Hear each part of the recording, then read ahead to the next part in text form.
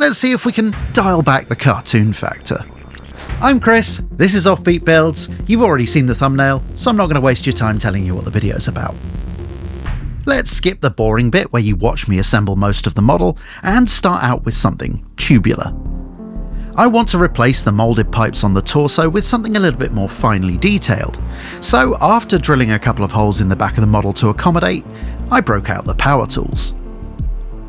I've covered making flexible wire hoses on the channel quite a few times already, but if you're new here, the process is dead simple.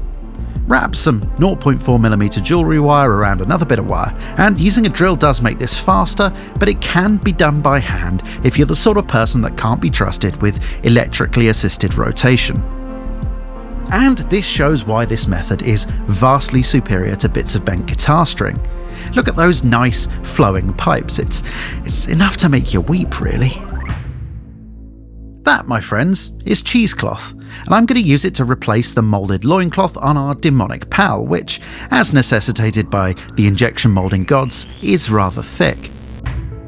The new cloth is solidified with some matte Mod Podge, which I've added some paint to so you can see what I'm doing. Now, if I was smart, and that is a big if, I would have applied this off of the model rather than doing battle between his legs. At the top of the cloth, I'm replacing the moulded belt with some fine jewellery chain, which looks more chaosy, covers the gaps, and adds some more fine scale detail around the centre of the torso. I decided there needed to be something to draw your eye towards the model's crotch, obviously, so an orc skull found itself being pushed into service as the buckle of our demon's second belt. 2 belts means he's particularly favoured by whichever god Future Chris decides to paint him as a denizen of. The return of the drill means I'm making some rope, mainly because I forgot that I've got some model ship rope in the drawer, which I only mention as a form of foreshadowing. Anyway, by my count, that's 3 belts. While I had the chain out, I decided to wrap some around the model's ankle as some kind of broken binding in the aid of a bit of storytelling. Now for some wings, which in the case of the OG model add quite a lot of density above the model's head. The simple but time-consuming solution was to remove some material to let the purifying light of the old ones, or whatever's actually behind the model, shine on through. A rotary tool is all but essential for this due to the thickness of the wing sculpts, and even with the help of my little battery-powered buddy, you're looking at about 90 minutes of work when you factor in the cleanup. Anyway, he's got wings, I should probably give him some arms. These are pretty much left as standard, with the OG plastic hoses replaced. I carved away some of the shoulder joint to repose the arm, which will make sense in a moment, I promise. Now, let's gloss over the bit where I filled in the gaps with green stuff, forgetting that it would all be covered up by a shoulder pad, and move on to something axey. I wanted a big, executioner-style two-handed instrument of choppery, so the hand was liberated from the already comically large axe that's included in the kit, and a hole was drilled to accommodate some brass rod. Speaking of which, this 3mm rod would form the handle of the new weapon. I cut it with the rotary tool because I was feeling fancy. With the hand loosely fitted to the handle, I decided to relieve the OG axe of its pommel. Is it still called a pommel on an axe? Anyway, that was drilled and jammed on the end in order to up the skull count.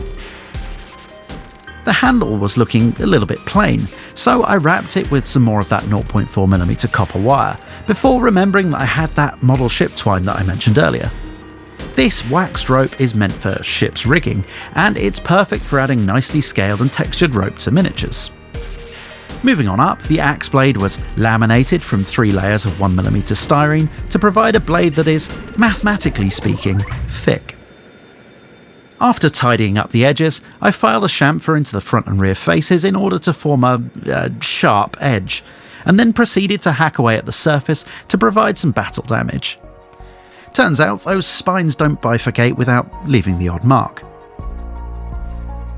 The blade was complemented with a styrene tube to form a mounting point, and then a search of my bits box provided a Chaos Star detail thingy from the Slaves to Darkness chariot kit that would provide some Warhammer-y detail to the weapon.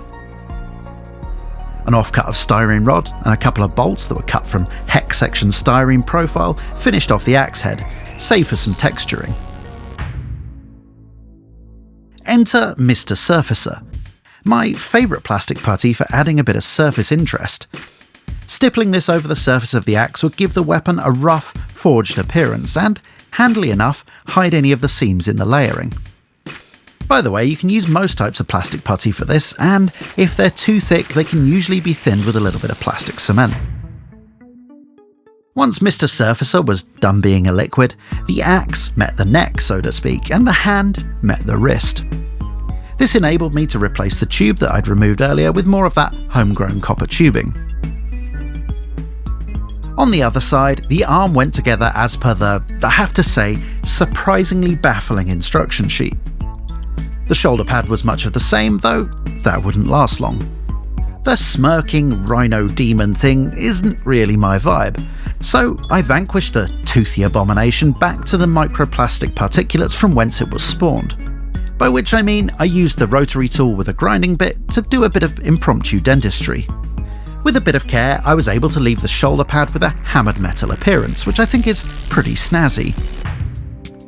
But it did need some Warhammerification, and with Chaos, that means chains. After jamming in some of Clippy's best bits, I made some jump rings from more of that wire, which was unnecessary because I have an assortment of pre-made ones. In any case, I wrapped, I clipped, and I fidgeted around with the chain for a bit. After securing the shoulder pad in place, I elected to use this Balrog adjacent head, which I think is vastly improved by conveniently ignoring that it's supposed to have a tongue sticking out of the front. Anyway, let's get based. As usual for a character model, I went up a size, rules be damned. This allowed me to carve out a decent sized rock face from some XPS foam, including a nice little cave area at the front. I built up the front of the rock face with some layers of cork tile, which were then pruned with clippers to remove that 90s side-scrolling platformer look. This was followed by an all-over covering of terrain paste, it doesn't really matter which one. The goal at this stage was to try and unify the various materials with a common texture. Before committing to any of the detail elements, I thought it was probably wise to secure the demon in place, with a small piece of orchid bark under his clawed hoof to fill the gap. This was joined by more orchid bark chippings to represent a rocky outcrop, which of course needed to be blended into the landscape with more of that terrain paste. To create some textural variety, I decided to add a wooden floor to the lower level of the base, made from coffee stirrers. This was followed by, you guessed it, more blending. Oh, and a skeleton. Neat.